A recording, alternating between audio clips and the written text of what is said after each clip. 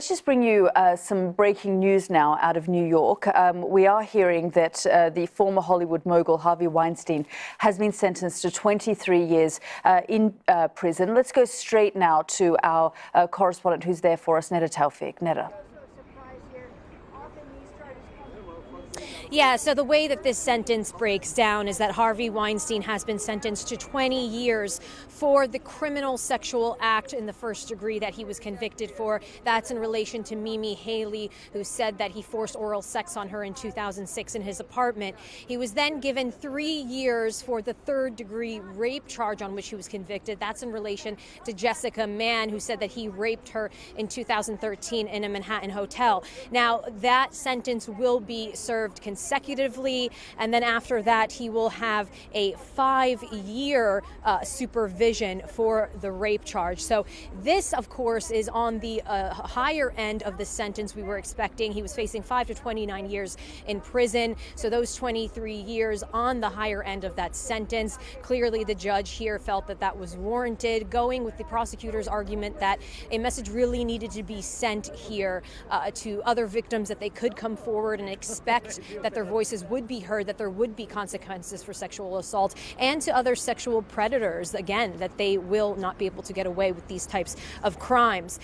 Now, so this is obviously a disappointment for Harvey Weinstein and his defense team, who had argued that he should get a light sentence because of his health problems. He just recently had surgery for a heart blockage, and they said that anything more than 5 years would essentially amount to a life sentence. But clearly here the judge deciding that Harvey Weinstein deserved a tough punishment, going with those 23 years.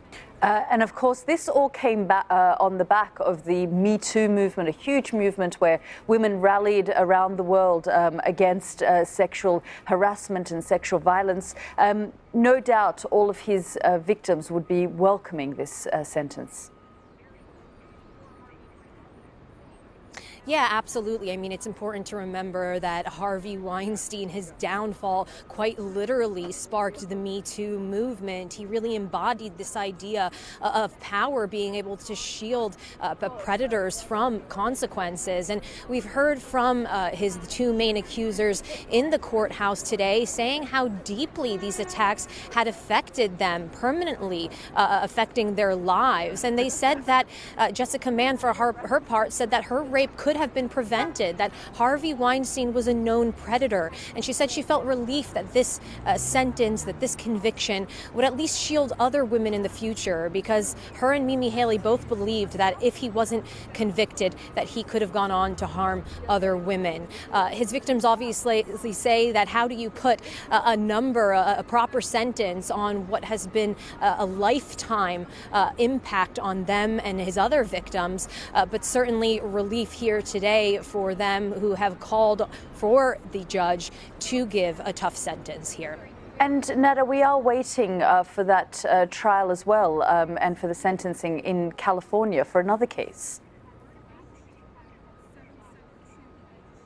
Yeah, that's right. I mean, now that the sentencing here is complete, focus does turn to Los Angeles, and prosecutors there to find out when they will seek to have Harvey Weinstein moved from the prison in New York to Los Angeles to hear that case where he'll have to defend himself against more sexual assault allegations. Remember, he goes into that now as a convicted rapist, so the sentence there could be that much tougher given his prior conviction now here in New York. And what's interesting is that one of the women who is part of that Los Angeles case actually testified against Harvey Weinstein here in New York. She was in the courtroom today to hear his sentence, along with the other 5 women alongside her who testified.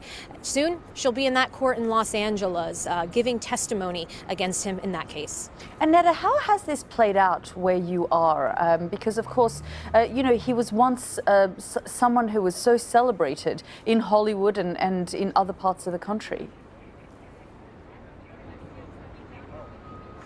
Yeah, I think it's really interesting, Yalda. We've had some court documents that have been released that previously had been sealed in the last few days. And it really showed how Harvey Weinstein, right after his downfall, had appealed to the likes of Michael Bloomberg, Jeff Bezos, Tim Cook, powerful people in the world that he knew, who he tried to say, help me out here. My board wants to kick me out. I'm facing all of these allegations. Can you come and stick up for me? And what it showed was that with Harvey Weinstein's power in Hollywood, despite all of that, really something changed immediately with those New York Times and New Yorker sweeping investigations and articles that showed that Harvey Weinstein had for decades abused women, sexually assaulted them, raped them.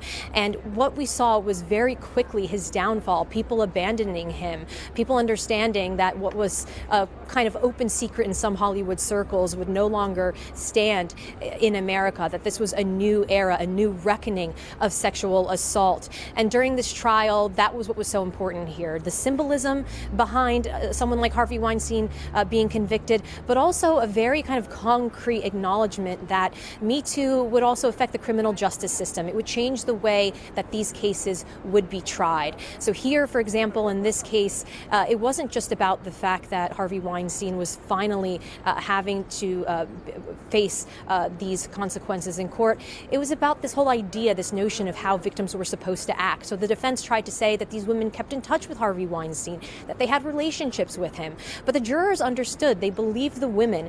They believed the fact that victims often do stay in touch with their attackers. It doesn't discount the fact that they were attacked, they were raped, they were greatly affected by this. And so this really did mark a big change here for the way that these trials can be prosecuted in the future. Netta, you're outside of the court, and we can show our viewers some live footage there. I mean, what is happening now? Just give us a sense of what's going on outside the court. Yeah, well, I mean, as you can imagine, when that sentence came out, everyone ran out to break the news here in New York.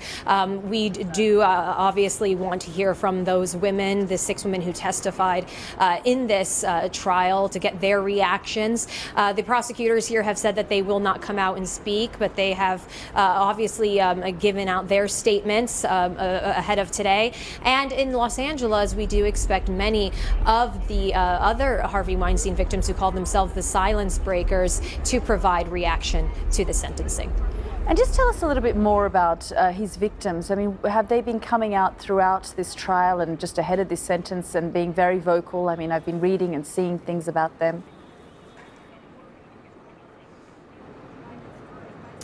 Yeah, absolutely. I mean, many of them have, remember, if the 4 additional women who testified in this case weren't allowed to give victim impact statements the same way that Jessica Mann and Mimi Haley were. So many of them took to the press writing statements, again, speaking about how this has impacted their entire life, how facing sexual assault and rape isn't just about that pain of that one time, that one incident, but how it affects you over a lifetime, and how painful it was to watch Harvey Weinstein for years be celebrated while they were victims, and feeling very alone, not realizing how many other victims were out there. And so what we've seen is really almost this sisterhood that has developed.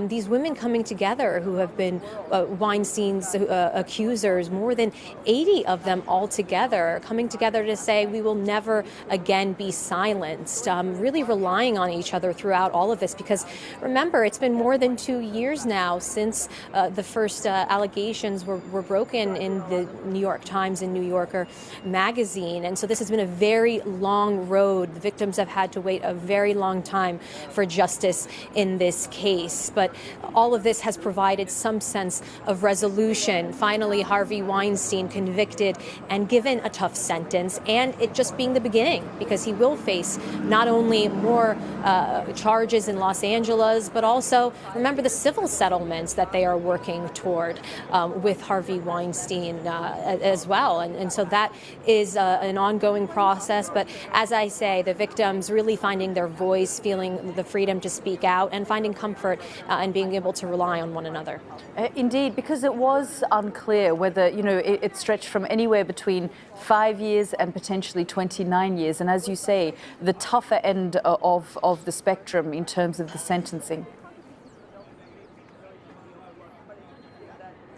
Yeah, that's right. I mean, it's important to remember that Harvey Weinstein wasn't convicted on 3 of the more serious charges in this case of predatory charges. But nevertheless, this was still a monumental win for prosecutors, because in the beginning, this was seen as almost a long shot case. I mean, you look at the statistics, and these cases are extremely hard to try. I mean, that's why in the past, when prosecutors had a case against Harvey Weinstein, they didn't think it was strong enough, and they were reluctant to bring those charges back in 2015. And so over the years, we saw that the most Harvey Weinstein's victims could get were secret settlements and non-disclosure agreements with Harvey Weinstein, and that kept him protected, still at the kind of top of Hollywood society as a praised producer. But finally here, you have a very strong signal that Harvey Weinstein is a convicted rapist and sexual predator. Neda, thanks so much for that update from outside the court. We just got news there that Harvey Weinstein has been sentenced to 23 years in prison.